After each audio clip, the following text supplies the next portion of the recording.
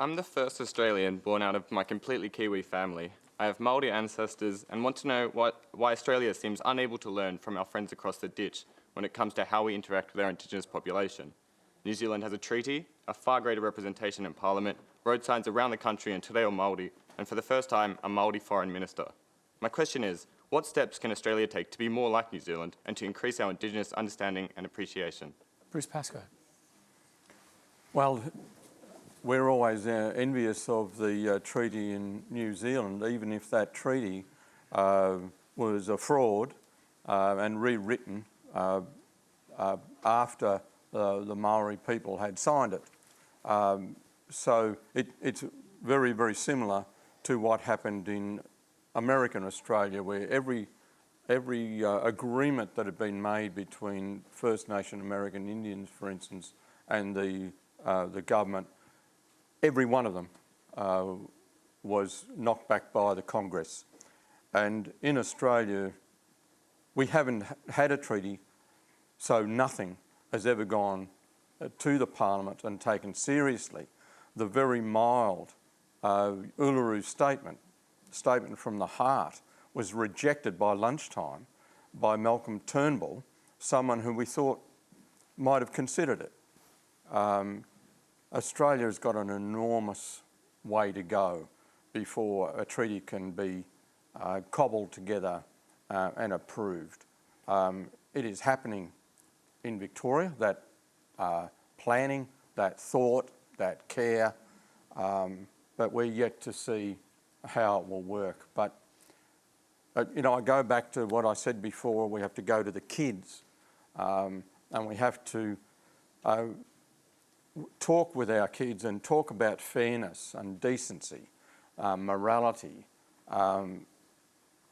Otherwise, every form that we have and can be compromised. And Gigi was talking about trapping the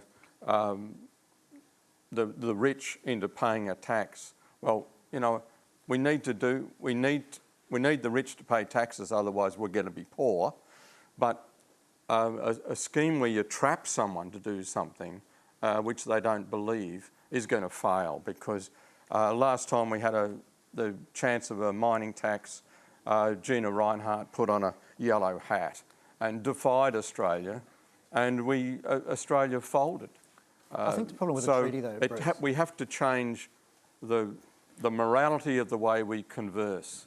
And I don't want to sound like just very briefly, Pollyanna, but I do want us to start thinking that these questions are moral questions. They're not political. I think we would all agree, everyone in this room, that Indigenous policy, Indigenous outcomes in Australia are really a stain on our nation, and you were alluding to some of them earlier. They're shocking, and you know, we should all be ashamed of them. But a treaty is a more extreme version of the very identity politics and race-based Aboriginal policy that we've been pursuing for decades, and the outcomes are shocking. But Adam, what greater race politics, what greater identity politics could there be than a group of people who come here and put a flag in the ground and dismiss 80, 100,000 years of culture and history and claim that land for Britain?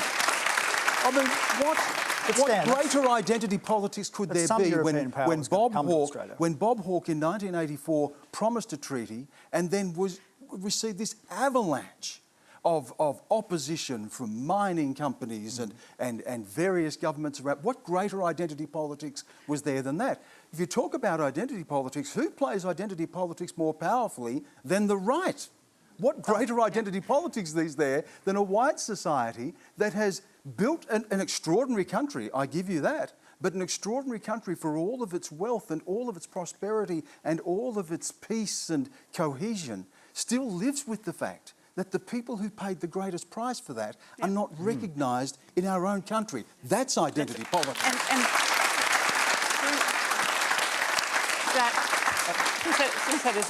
Bruce mentioned the Uluru Statement from the Heart, and I had the great privilege last night to spend an hour and a half with Auntie Pat Anderson and Professor Megan Davis, who were the women who were at the forefront of the dialogues that led to the Uluru Statement from the Heart and have carried so many of the women of the Indigenous community through that statement. And they reminded a group of 50 women as part of a yarning circle last night that our job as non-Indigenous people is to sit and listen and sit alongside First Nations Australians and listen and read the Uluru Statement from the Heart. It's now been translated into 60 languages so that everyone in the country could read this. It is the most beautiful document that invites us as Australians and citizens to actually push our government to let us go to a referendum to have a constitutional enshrinement of First Nations people.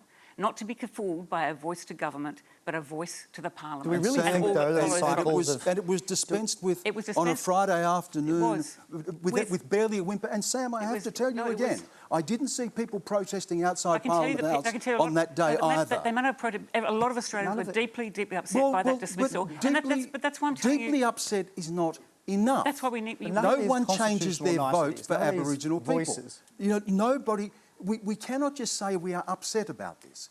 This is a matter of justice. Can I just this say is a there is matter a of saying parallel that here. here are the first people of this nation, and the first people of this nation should be recognised. There should be treaties. Agree. There should be acknowledgement of sovereignty. Agree. We should not have people living and dying in 21st century Australia at the rate that Aboriginal people are, Agree. the most imprisoned people in But the a country. treaty will not And it's change not any of enough to- those things But Adam, on the ground. but Adam- Alcoholism, but Adam, drugs, that's what we've got to get but out. Adam, reform it's is been a- shown in other parts of the world that where treaties are enacted and properly enforced and properly supported, you can have positive outcomes. Can I There draw- are can I positive draw this outcomes in parallel? Canada. There are positive outcomes in New Zealand. There are positive outcomes in the United States. It's not just a one-size-fits-all, but we're not even at the starting blocks. Okay, can I just say, all of the things you've been saying right now are just, to me, ringing exactly the same bells that the whole, female inequality and justice thing ring, right? It's basically a failure of empathy.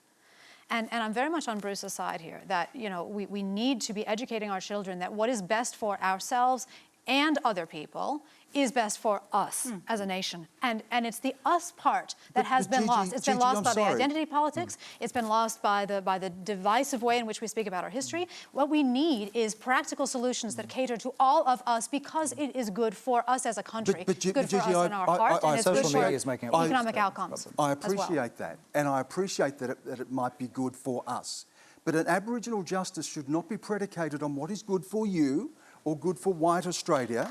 It should be predicated on justice and what is right for Aboriginal Justice people. is good for us. And- This is what I mean. and A if country that something- is just If is something happier. comes out of that is good for the nation, well and good. But first, can we just do the just and right thing? A country as prosperous and powerful and rich as Australia. Can we just do that and worry about healing and what is good for other people afterwards? Just do the right thing. And it's not just social justice. Of course we should be socially just. It's a non-brainer. But it's not about social justice. Have a look at this country. Have a look at the length of time that people were able to work together here and have a prosperous life over a longer period of time than any other people on earth, and only interrupted by the British. How did they do that? Isn't this a question that the world is interested in? It's not just about Aboriginal people getting justice. We're not a charity. This was a vibrant, successful society which was sustainable. Isn't the world interested in this? Isn't the world interested in how it was done? Because there was government here. This was government. And it was done over an enormous period of time. I think this is a social jewel in the world and needs to be analysed. Aboriginal people are not a charity. We hold something here, and it's in the art, and the Burrup Peninsula is being mined at the moment and deliberately damaged by people who were trying to put Aboriginal people in their place, ignoring that incredible art, that incredible culture. This is something we need to look at as a country and a world. But surely, Bruce, the arrival of Europeans, of course, at the time was shocking, but it was inevitable. Some nation was going to arrive here. It was the Spanish or the French, and it would have been a lot worse if it was the Spanish or the French in terms of treatment of the natives.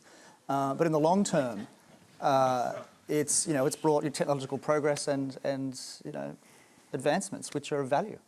Well, you're going to have to wrap this up. Advancements are not monetary. Advancements are moral. If we What about electricity? Electricity is quite If useful. we're going somewhere as a human race, it's not to be richer, it is to be better. And I think can I just make a final point too, Adam? That binary, you know, British came here, it could have been worse, isn't it good what Western civilization has given us? It's a false binary. Aboriginal people are not saying, you know, I love philosophy, I love history, I love economics, I love to read, I love Shakespeare. You know, I was raised in the church. I'm still an Aboriginal person. This is not a binary. We're not saying we want to tear the place down. We are saying we want to be given our place in it. And what greater statement could there be about liberal democracy than for Aboriginal people in Victoria to say, we will negotiate in good faith with the state government for a treaty, or for Aboriginal people to say, we want a place not outside the Constitution, Adam, inside the Constitution. We are No, just add to it. very briefly, Stan, I'm sorry. Thank you. I want to also pay respect. Thank you, brother Kiora, for your asking your question. And again, to send our respects to all Aboriginal people, pay our respects to the traditional people of this land and all Aboriginal people and First Nations people around this country, wherever you may be watching the program.